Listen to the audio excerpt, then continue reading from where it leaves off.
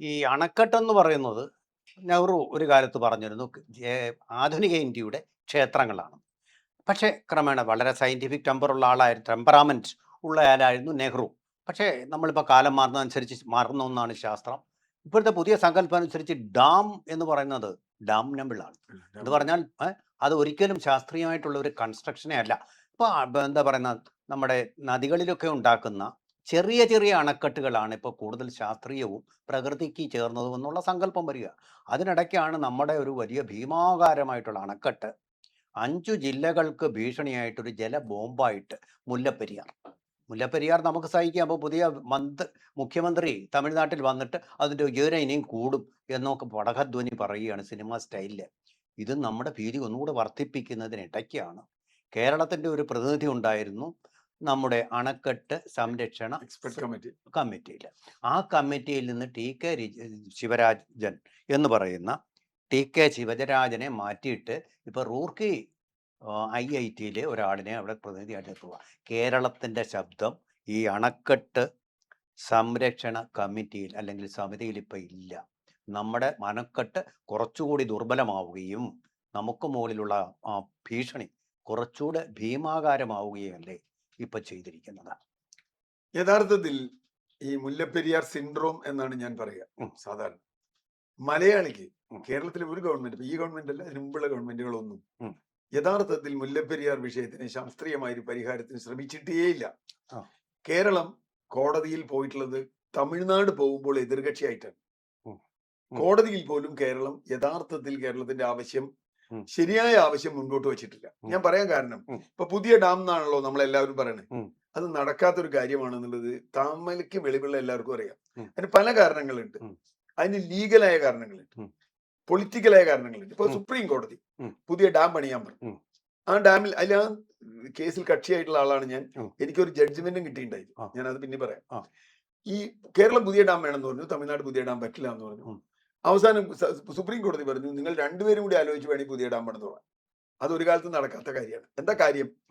മലയാളിക്ക് ഇപ്പോഴും മനസ്സിലാവാത്ത, കേരളീയർക്ക് ഇപ്പോഴും മനസ്സിലാവാത്ത ഒരു കാര്യം, കേരളവും തമിഴ്നാടും തമ്മിൽ മുല്ലപ്പെരിയാറിൽ ഒരു ജലകരാറില്ല, ഉള്ളതൊരു ഭൂമി കരാറാണ്.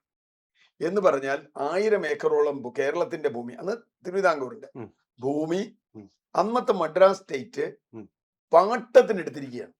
എന്നിട്ട് അവിടെ അവരൊരു അണ കെട്ടി ആ വെള്ളം കിഴക്കോട്ട് കൊണ്ടുപോകുന്നതാണ്, പടിഞ്ഞാറ് ഭാഗത്ത് അണ കെട്ടി വെള്ളം കിഴക്കോട്ട് കൊണ്ടുപോകുന്നതാണ് മുല്ലപ്പെരിയാർ.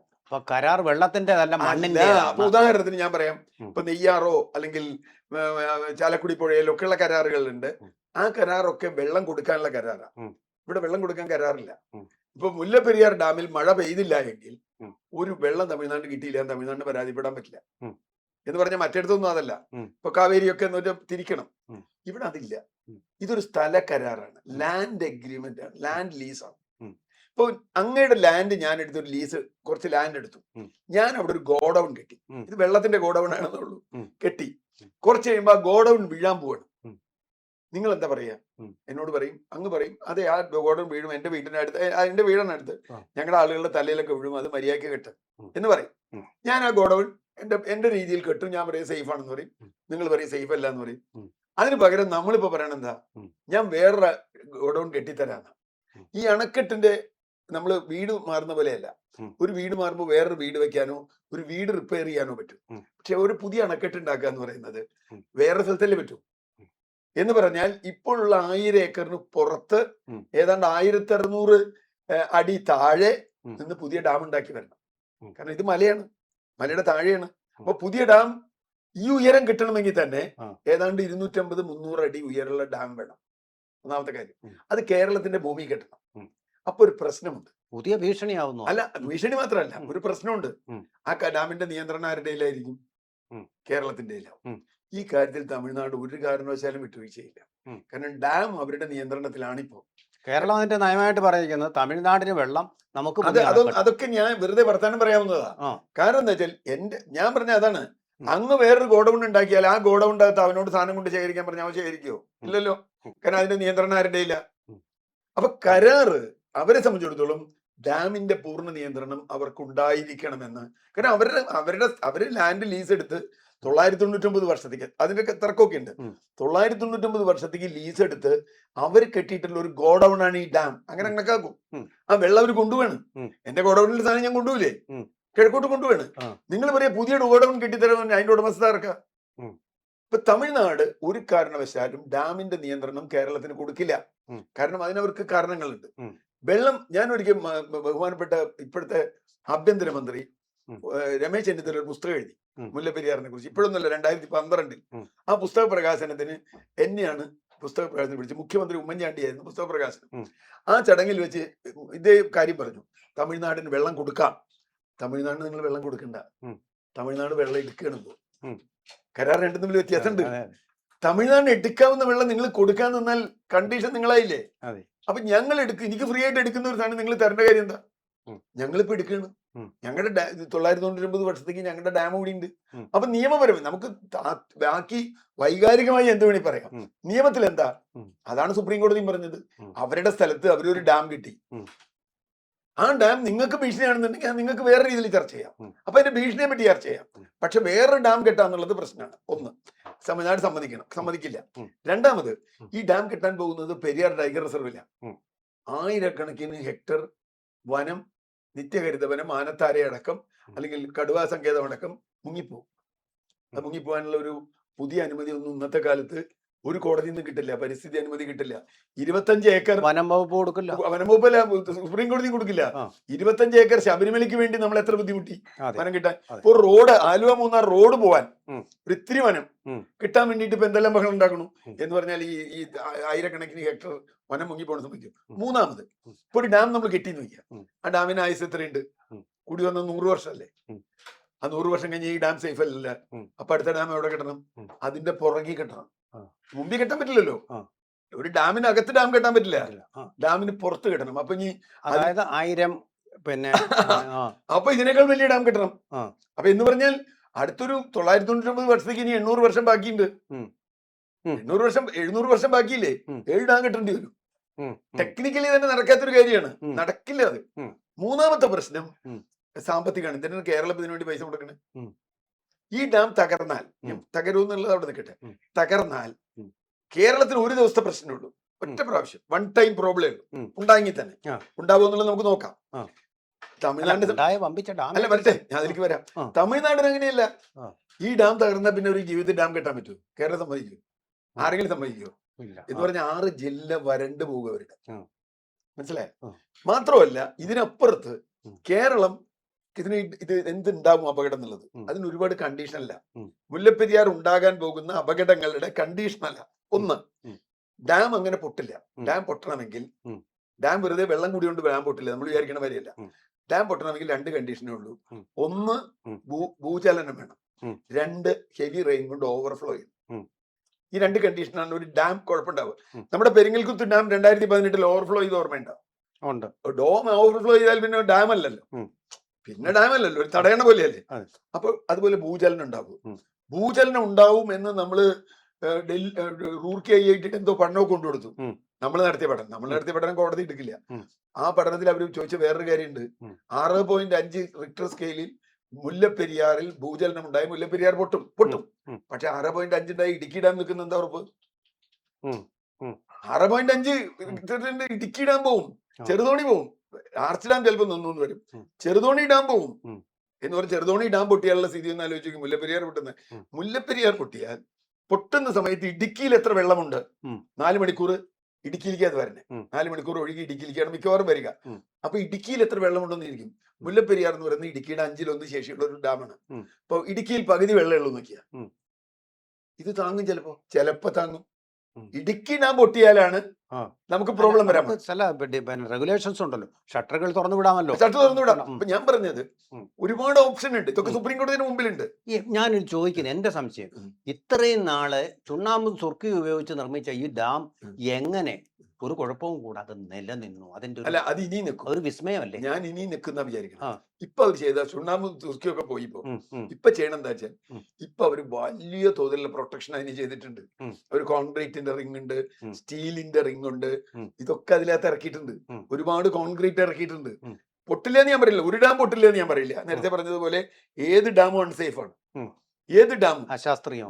അൺസേഫ് ആണെന്ന്. അശാസ്ത്രീയം എന്നല്ല, കാലാവസ്ഥാ മാറ്റം എന്നുള്ളൊരു വലിയ പ്രശ്നമുണ്ട്. ഉം. 70 സെന്റിമീറ്റർ മഴ ഒരു രാത്രി കൊണ്ട് പെയ്താൽ തീർന്നു. ഏത് ഡാം പൊട്ടും? മേഘസ്ഫോടനം ഉണ്ടായാൽ തീർന്നു. ഇടുക്കിക്ക് പോലും നിൽക്കാൻ പറ്റില്ല, ചിലപ്പോ അതെ. പറയാൻ പറ്റില്ല. ഇടുക്കി പോലും നമ്മൾ തുറന്നു വിട്ട് കണ്ടില്ലേ, നമ്മൾ 2018 19 ഒക്കെ പിന്നെ, എന്തൊക്കെ കണ്ടതാണ്. അതാണ്. അപ്പോ പ്രശ്നം എന്താ? എന്താണ് ഇതിനുള്ള പരിഹാരം എന്നതാണ് ചോദ്യം. ഉം. ഈ പുതിയ ഡാം എന്നല്ല പരിഹാരം. ഉം. പുതിയ ഡാം പരിഹാരം വരുന്നതിന് പകരം ഉം. ഞാൻ സുപ്രീം കോടതി പോയൊരു കേസുണ്ട്. ഉം. ഈ കേസിൽ പറഞ്ഞോ. ആ കേസിൽ ഒരു വിധി കിട്ടിയിട്ടുണ്ട് നമുക്ക്. ഉം. നമ്മൾ അതിനൊരു പ്രപ്പോസൽ പറഞ്ഞു. ആ.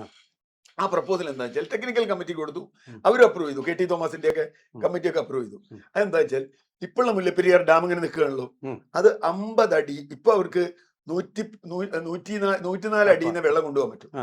104 അടി താഴെ വന്നാൽ വെള്ളം കൊണ്ടുപോകാൻ പറ്റില്ല. ഉം. അവർക്ക് ഒരു ടണൽ ഇടാൻ താഴെ, ഉം. ഒരു ടണൽ താഴേക്ക് ഇട്ട് ഉം. അവർക്ക് അവിടെ സ്റ്റോറേജ് ചെയ്യാം. അവരവിടെ വൈകയിലൊക്കെ ഡാം ഉണ്ടാക്കിയിട്ടുണ്ട്. ആ. ഈ വെള്ളം സ്റ്റോർ ചെയ്യാം. ഉം. എന്നിട്ട് മുല്ലപ്പെരിയാറിലെ ജലനിരപ്പ് 104 അടിയിൽ നിർത്തുക. ഉം. മനസ്സിലായോ? ആ. 100 അടിയുടെ അടുത്ത് നിർത്തുക. ഉം. അപ്പൊ അവർക്ക് 50 അടിയിൽ നിന്ന് വെള്ളം കൊണ്ടുപോവാം. ഉം. അപ്പൊ മുല്ലപ്പെരിയാറിൽ വരുന്ന വെള്ളമൊക്കെ അവർക്ക് കൊണ്ടുപോവാം. ഉം. ഒരു പ്രശ്നമല്ല, ആ. ഒരു കുഴപ്പമില്ല. ആ. ആ ഇതിന് 104 അടി വന്നാൽ പിന്നെ ഈ ഡാം അൺസേഫ് അല്ല, ഉം. പിന്നെ സേഫ് ആണ്. ആ. അത് പൊട്ടിയാലും അതിന് വെള്ളമൊന്നും വരാനില്ല. ഓക്കെ. അവര് സംഭരിക്കുക. അവര് സംഭരിക്കുക. ഇതിന് കാര്യം ഞാൻ വെറുതെ പറഞ്ഞല്ല. ആ. ഞങ്ങൾ കാവേരിയുടെ വിധി നമ്മൾ കാണിച്ചു. ഉം. കാവേരിയിലെ ട്രിബ്യൂണലിന്റെ വിധിയുണ്ട്. വളരെ തർക്കം ഉണ്ടായതാണല്ലോ, നമുക്കറിയാലോ. വീരപ്പനും ആ, രാജ്കുമാർ നടനെയൊക്കെ തട്ടിക്കൊണ്ടുപോയ ആ.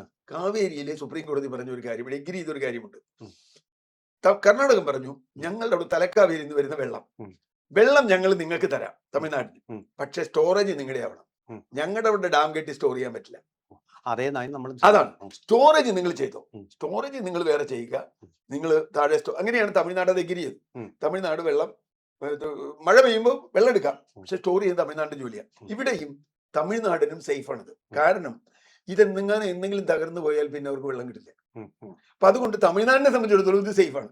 പക്ഷേ ഇത് കേരളം ഒരിക്കലും പ്രപ്പോസ് ചെയ്യില്ല. ഞങ്ങൾ സുപ്രീം കോടതി വെച്ചു. എന്റെ വിധി ഞാൻ നിങ്ങൾക്ക് കാണിച്ചു തരാം. എന്റെ വിധി സുപ്രീം കോടതി പറഞ്ഞു, this is a second alternative to the dam. Technical committee approve ചെയ്തു. എന്തുകൊണ്ട് നിങ്ങൾക്ക് രണ്ടുപേർക്കും ഇത് ചർച്ച ചെയ്തുകൂടാ? ഞാൻ കേസിലെ കക്ഷിയാണ്, ഞാനാണ് കേസ് കൊടുത്തത് സുപ്രീം കോടതിയിൽ. അപ്പൊ അവര് പറഞ്ഞു എന്തുകൊണ്ട് ചെയ്തുകൂടാ? ഇവര് മിണ്ടാത്ത എന്താ കേരളം? അതിനൊരു കാരണമുണ്ട് രാജേന്ദ്രൻ. അവിടെയാണ് ചതി. കേരളത്തെ ചതിച്ചോണ്ടിരിക്കുക കേരളം ഭരിക്കുന്നവര്. എന്താ കാര്യം എന്നറിയും? അത് കാരണം നിങ്ങൾ കുമളി പോയിട്ടില്ലേ? പിന്നെ ഈ കുമളിയിൽ ബോട്ടിങ് പോയിട്ടില്ലേ? കുമളിയിൽ ബോട്ടിങ് പോണ ഏത് ഡാമ? മുല്ലപ്പെരിയാർ ഡാമ. കുമളിയിൽ നിങ്ങൾ ബോട്ട് പോകുന്ന മുല്ലപ്പെരിയാർ ഡാമിലാണ്. മനസ്സിലായോ? കുമളിയിൽ മുല്ലപ്പെരിയാർ ഡാമിന്റെ ലെവൽ 100 അടിയിലേക്ക് താഴ്ത്തിയാൽ കുമളിക്ക് പിന്നെ ഇതുണ്ടാവില്ല, ബോട്ട് ഓടിക്കാൻ പറ്റില്ല. ഒരു കാര്യം ശ്രദ്ധിച്ചോ, മുല്ലപ്പെരിയാറിലെ വെള്ളം ഉയർത്തിക്കഴിഞ്ഞാൽ കേരളം പറഞ്ഞൊരു പ്രശ്നം എന്താ അറിയോ? ഇത് മുങ്ങിപ്പോകുന്ന, ഏത് കാട് മുങ്ങിപ്പോകുന്ന. തേക്കടിയിലെ ടൂറിസത്തെ ബാധിക്കും. ബാധിക്കും. തേക്കടിയിൽ ടൂറിസം തകർന്നു പോകും. ശരി. അതെ. അപ്പൊ തേക്കടി അവിടെയാണ് പ്രശ്നം. തേക്കടിയിലെ ടൂറിസം ആണോ 40 ലക്ഷം മനുഷ്യന്റെ ജീവനാണോ വലുത്? ഞാൻ പ്രേമേന്ദ്രനെ ഒരു ചർച്ചയിൽ ഇരുന്നിട്ട്, പ്രേമേന്ദ്രൻ നന്നായി പഠിച്ച ഒരാളാണ്. ഞാൻ പ്രേമേന്ദ്രനോട് ചോദിച്ചു, തേക്കടിയിലെ ടൂറിസം സാൽവേജ് ചെയ്താൽ നിങ്ങൾ ഈ പറയുന്ന മുല്ലപ്പെരിയാറിലെ പ്രശ്നം തീരില്ലേ? പുള്ളി പറഞ്ഞു തീരും. കേരളം ആവശ്യപ്പെടേണ്ടത് 104 ഡിഗ്രിയിലേക്ക് താത്തി ടണലിട്ട് നിങ്ങൾ വെള്ളം കൊണ്ടുപോവുക. സുപ്രീം കോടതി വിധി അംഗീകരിക്കുക. നമ്മൾ വേറൊന്നും പറഞ്ഞില്ല. സുപ്രീം കോടതി വിധി നിങ്ങൾ നടപ്പാക്കൂ. നിങ്ങൾക്ക് രണ്ടുപേർക്കും എന്തായാലും മറ്റേ യോജിപ്പിലെത്താൻ പറ്റില്ലല്ലോ. അപ്പൊ ഒരു ഓൾട്ടർനേറ്റീവില് നമ്മൾ പോവാ. നമ്മൾ ഓൾട്ടർനേറ്റീവ് ഇപ്പോഴും അങ്ങനെയല്ലേ ഉണ്ടാവുക. അപ്പൊ ട്രംപും ഇറാനും തമ്മിൽ തർക്കം ഉണ്ടാവുമ്പോൾ ഒരു ഓൾട്ടർനേറ്റീവിലേക്ക് പോകും. ഇതിങ്ങനെ വേണോ അങ്ങനെ വേണോ, ഒരു മൂന്നാമതൊരു ഓൾട്ടർനേറ്റീവ്. അപ്പൊ ഇങ്ങനെ ആക്കണം ആൾട്ടർനേറ്റീവ്. അതായത് അണ പുതിയത് നമ്മൾ നിർമ്മിക്കണ്ട, തമിഴ്നാട് നിർമ്മിച്ചോട്ടെ. തമിഴ്നാട് താഴെ അവർക്ക് വെള്ളം ശേഖരിക്കാൻ വേണ്ട അണ അവർ റിസർവോയർ നിർമ്മിക്കട്ടെ. നമ്മളൊന്നും നിർമ്മിക്കാൻ പോകുന്നില്ല. അവർക്കൊരു ടണൽ കൊടുക്കുന്നു. ടണൽ അവർ പണിയും. ടണലൊക്കെ പണിയാൻ ഒന്നുമില്ല. 50 അടിയിൽ ഉയരത്തിൽ ടണൽ പണിയാൻ പറ്റും. ടണൽ പണിതാൽ അവർക്ക് ഇഷ്ടം പോലെ വെള്ളം കിട്ടും. വെള്ളം കിട്ടും. ഇത് 104 അടി താഴെ വന്നാലും അവർക്ക് വെള്ളം കിട്ടും. സമാധാനവും ആവും.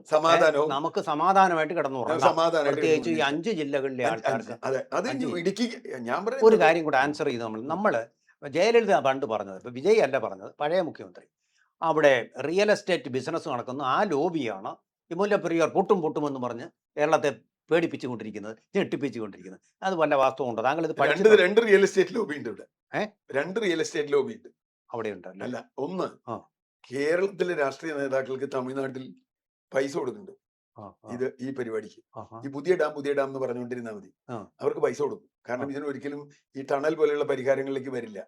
ഇത് പറഞ്ഞുകൊണ്ടിരുന്നാൽ ആ പൈസ കൊണ്ടാണ് അവരവിടെ പലരും കമ്പത്തും തേനിയിലും ഒക്കെ സ്ഥലം വാങ്ങിയത്.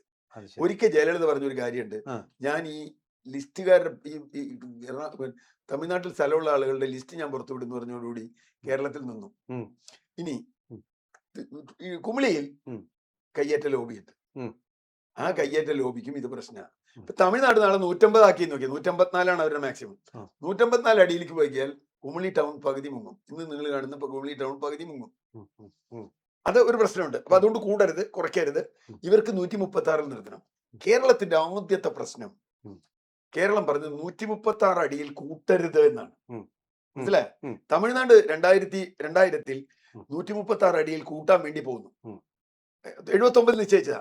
136 അടിയിൽ കൂട്ടരുതെന്നാ കേരളം. ഞാൻ പ്രേമേന്ദ്രനോട് അടക്കം ചോദിച്ചൊരു ചോദ്യം, കേരളം പറയേണ്ടത് കൂട്ടരുതെന്നല്ലോ, കുറയ്ക്കണോന്നല്ലേ? ഡാം പ്രായം കൂടുമ്പോ എന്താ ചെയ്യണ്ടേ? ഡാം ഡീകമ്മീഷൻ ചെയ്യണമെന്നാ. ഡാം ഡീകമ്മീഷൻ ചെയ്യാന്ന് പറഞ്ഞാൽ ഒരു ദിവസം പൊളിച്ചു കളയല്ല. ഡാം പതുക്കെ പതുക്കെ. ലോകത്തിൽ അങ്ങനെയാണ്. ഇപ്പൊ അമേരിക്കയിൽ 4000 ഡാം ഡീകമ്മീഷൻ ചെയ്ത് കഴിഞ്ഞു ഇതിനകം.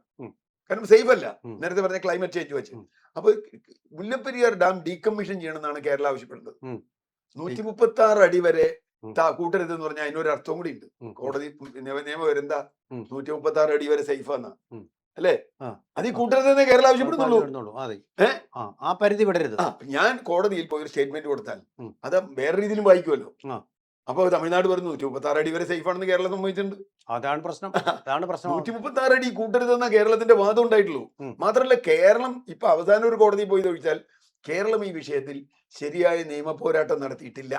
ശരിയായി പഠിച്ചു കേരളീയ ജനതയെ വെറുതെ വൈകാരികമായി നിർത്തും. ഇപ്പൊ 2011 നമുക്ക് ഓർമ്മയുണ്ടല്ലോ, PJ ജോസഫിന്റെ കൈവരച്ചതും രാത്രിയാണല്ലോ ഉറക്കമില്ലെന്ന് പറഞ്ഞതുമാണല്ലോ. 2011 കഴിഞ്ഞിട്ട് 2026 ആയി. 15 വർഷം കഴിഞ്ഞു. പുതിയ ഡാമിന് വേണ്ടി ഒരു ഇഞ്ച് മുമ്പോട്ട് പോയോ? പോയില്ല. ഇപ്പോഴും പുതിയ ഡാം എന്ന് പറഞ്ഞുകൊണ്ടിരിക്കും. ഇനി ടെക്നിക്കൽ കമ്മിറ്റിയിലെ അംഗം കേരളത്തെ ഒഴിവാക്കിയത് അവർ മനഃപൂർവ്വം, അവർക്ക് നല്ല പൊളിറ്റിക്കൽ പവർ ഉണ്ട്, ഒരു സംശയമില്ല. കേരളത്തിന്റെ സെക്രട്ടേറിയറ്റിൽ നിന്ന് വരെ അവർക്ക് അനുകൂലമായ ലോബി പ്രവർത്തിക്കുന്നുണ്ട്. അപ്പൊ അതുകൊണ്ടെന്ന് വെച്ചാൽ അത് അവരെ സംബന്ധിച്ചിടത്തോണ്ടല്ലോ, അവർക്ക് മുല്ലപ്പെരിയാർ എന്ന് പറയുന്ന ആ ജില്ലയിലെ കൃഷിയാണ്. അതെ. പണ്ട് എനിക്ക് തോന്നുന്നു ഇപ്പൊ നിവർത്തന പ്രക്ഷോഭം എന്ന് പറയുന്ന പോലെ ഒരു പ്രക്ഷോഭം പോലെ അല്ല കേരളത്തിന്റെ, കാരണം ഇത് വലിയൊരു ശക്തമായ ലോബിയുണ്ട്. പക്ഷേ തിരുവനന്തപുരം അല്ലേ സ്ഥലം, തിരുവനന്തപുരം തലസ്ഥാനം. അല്ല, ഞാൻ ലോബിയുണ്ട്. കേരളം ശാശ്വതമായി പരിഹാരമുണ്ടാകാനുള്ള ശാസ്ത്രീയമായ രീതിയിലേക്ക് കേരളം പോയാൽ മാത്രമേ മുല്ലപ്പെരിയാർ രൂപത്തിന് പരിഹാരം ഉണ്ടാവുള്ളൂ. ഇവിടെ 2011 ഇവര് മെഴുതിരി എത്തിച്ചു എല്ലാവരും. ഞാൻ PJ ജോസഫിനോട് ചോദിച്ചൊരു ചോദ്യമുണ്ട്, മുല്ലപ്പെരിയാർ ഡാം ഇപ്പൊ പൊട്ടുന്നാണോ അങ്ങയുടെ പേടി? ഇപ്പൊ പൊട്ടുകയാണെങ്കിൽ പുതിയ ഡാം ഉണ്ടാക്കാൻ എത്ര കൊല്ലം എടുക്കും? അതിന് മുമ്പോട്ടേ കൂടെ നിങ്ങൾ പുതിയ ഡാം ഉണ്ടാക്കുന്നതിനകത്ത് പൊട്ടി എന്ത് ചെയ്യും? പുതിയ ഡാം ഉണ്ടാക്കാൻ 10-15 വർഷം എടുക്കും മിനിമം. അതെ. അപ്പൊ തീർച്ചയായിട്ടും ഈ ഇന്ന് തീരുമാനിച്ചു നോക്കിയാ, ഇന്ന് പുതിയ ഡാം ഉണ്ടാക്കാൻ രണ്ടുപേരും എഗ്രി ചെയ്താൽ തന്നെ ഒരു 10-15 വർഷം എടുക്കും പുതിയ ഡാം ഉണ്ടാവാൻ. പുതിയ ഡാമുകൾ ഉണ്ടാക്കി പുതിയ കുഴപ്പങ്ങൾ ഉണ്ടാക്കാതെ നമ്മള് ഈ ഡീകമ്മീഷൻ ചെയ്ത് 104 മുകളിൽ ഒരിക്കലും ഇതിനെ ഉയർത്താതിരിക്കുക. തമിഴ്നാട് അവിടെ അവർക്ക് റിസർവോയറോ സംഭരിക്കാനുള്ള സൗകര്യം, അത് അവരുടെ ഉത്തരവാദിത്വം. അത് മാത്രമേ നമുക്കുള്ളൂ. പിന്നെ പാട്ടത്തിന്റെ കാലാവധി ഇനി അപ്പൊ തീരുമോ? അതൊരു വലിയ പ്രശ്നമായിട്ട്. പാട്ടത്തിന്റെ കാലാവധി 999 നമ്മൾ അംഗീകരിച്ചതല്ലേ? പിന്നെ ഇപ്പൊ നമുക്ക് 999 അന്ന് അംഗീകരിച്ചു. നമ്മൾ 1970-കളിൽ വീണ്ടും അന്ന് അച്യുതമേനോന്റെ ഗവൺമെന്റിലെ കാലത്ത് അത് പുതുക്കി കൊടുത്തു. അതായത് സ്വാതന്ത്ര്യത്തിന് മുമ്പുള്ള കരാറുകൾ ഏത് വേണമെങ്കിലും റദ്ദാക്കാൻ സ്വാതന്ത്ര്യത്തിന് ശേഷമുള്ള സർക്കാരുകൾക്ക് അധികാരമുണ്ട്. കാരണം അന്ന് മദ്രാസ് സ്റ്റേറ്റും സ്റ്റേറ്റ് ഓഫ് ട്രാവൻകൂറും തമ്മിലാണ് കരാർ. ഇപ്പൊ മദ്രാസ് സ്റ്റേറ്റും ഇല്ല, സ്റ്റേറ്റ് ഓഫ് ട്രാവൻകൂറും ഇല്ല, രണ്ട് കരാർ പാർട്ടികളില്ല. അപ്പൊ പകരം സ്റ്റേറ്റ് ട്രാവൻകൂറിന് പകരം കേരളയും, കേരള സ്റ്റേറ്റ് ആയല്ലോ. മദ്രാസ് സ്റ്റേറ്റിന് പകരം തമിഴ്നാട്, അന്ന് മദ്രാസ് സ്റ്റേറ്റ്, ഈ രണ്ട് സ്റ്റേറ്റുകളും തമ്മിലുള്ള എഗ്രിമെന്റ് ആക്കി മാറ്റിയത് അച്യുതമേനോന്റെ കാലത്ത്. അപ്പൊ എന്ത് പറ്റുന്ന വെച്ചാൽ അതിൽ വർഷം മാറ്റിയില്ല. ആകെ ചെയ്തത് നമുക്ക് വെള്ളത്തിന് ഇത്തിരി പൈസ കൂടുതൽ, വൈദ്യുതി ഉണ്ടാക്കുന്നവര് ശ്രദ്ധക്കുറവ് മാത്രമല്ല, ഇപ്പോഴും നമ്മുടെ രാഷ്ട്രീയ നേതാക്കൾ, ഭരണ നേതൃത്വം ശാസ്ത്രീയമായി മുല്ലപ്പെരിയാറിൽ ഒരു പരിഹാരത്തിന് പോകുന്നില്ല. വൈകാരികമായി ആ വിഷയത്തെ കൊണ്ടുവരും. അതാണ് ഞാൻ മുല്ലപ്പെരിയാർ സിൻഡ്രോം എന്ന് പറഞ്ഞത്. മഴ വരുമ്പോ നമ്മൾ മുല്ലപ്പെരിയാറിനെ പറ്റി വറീഡാവും, മഴ പോയാൽ മഴക്കാലമായി നമ്മൾ വറീഡാവും, അത് കഴിഞ്ഞാൽ നമ്മൾ മറക്കും. പിന്നെ ഈ ഒരു ജനുവരി കഴിഞ്ഞാൽ പിന്നെ നമുക്ക് മുല്ലപ്പെരിയാർ വിഷയമല്ല, ഇല്ല. പിന്നെ അടുത്ത ജൂലൈ സെപ്റ്റംബറിലേ വരുള്ളൂ. നമ്മുടെ പനിയുടെ കാര്യം പറഞ്ഞ പോലെ അതെ. നിപ്പയുടെ കാര്യം പറഞ്ഞു അതല്ല സീസണലാണ് നമ്മുടെ സീസണിലാണ് മുല്ലപ്പെരിയാർ. അതാണ് ഓക്കെ. മുല്ലപ്പെരിയാർ സിൻഡ്രോമിന്റെ പ്രശ്നം. ഉം. അങ്ങനെയല്ല, ദീർഘകാല ശാസ്ത്രീയ പരിഹാരം സുപ്രീം കോടതി വിധി അനുസരിച്ച് ഉം. മുല്ലപ്പെരിയാർ നടപ്പാക്കണം എന്നാണ് നമ്മൾ ആവശ്യപ്പെടുന്നത്. തീർച്ചയായിട്ടും അതുണ്ടാവുമെന്ന് തന്നെ നമുക്ക് പ്രതീക്ഷിക്കാം. ശ്രദ്ധ മഴക്കാലത്തെങ്കിലും അതിലേക്കൊന്നും ഇപ്രാവശ്യം വേറെ മദ്യത്തിലും അതുപോലെ തന്നെ ഈ പിന്നെ റയറത്സ് അല്ലെങ്കിൽ അപൂർവ ധാതുക്കളിലും കുരുങ്ങി കിടക്കുകയാണ്. മുല്ലപ്പെരിയാറിൽ ഒരു കണ്ണു വേണം. വിവാദങ്ങളല്ല വേണ്ടത്, പരിഹാരം യഥാർത്ഥത്തിൽ സംവാദങ്ങളും പരിഹാരങ്ങളും. ശാസ്ത്രീയമായ പരിഹാരങ്ങളുമാണ് വേണ്ടത്.